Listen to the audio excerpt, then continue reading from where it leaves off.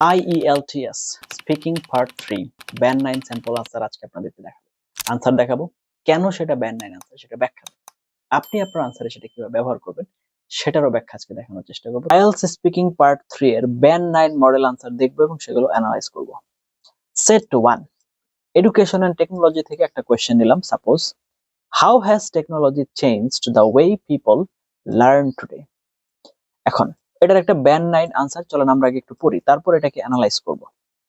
Technology has fundamentally transformed learning by making it far more flexible and accessible. In the past, education was limited to physical classrooms, whereas now learners can access high-quality courses online at any time. This is not only removes geographical barriers but also people to learn at their own pace, which significantly improves learning outcomes.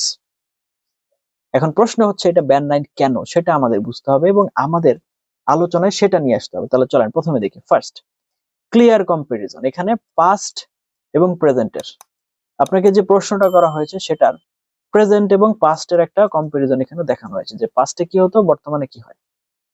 Complex sentences used naturally. Complex সেন্টেন্সের ব্যবহার, যেমন আমরা এই যে ওয়্যারএস ব্যবহার করেছি এখানে, তারপরে হচ্ছে এই যে বাট অলসো ব্যবহার করেছি। কমপ্লেক্স সেন্টেন্সের ব্যবহার ন্যাচারালি আসছে। অ্যাবস্ট্রাক্ট আইডিয়া প্লাস এক্সপ্লেনেশন, তার মানে আমরা শুধু আইডিয়া দিয়ে থামি নাই, আমরা কিন্তু ব্যাখ্যাও দিয়েছি, তো সেটাও দেখতে হবে।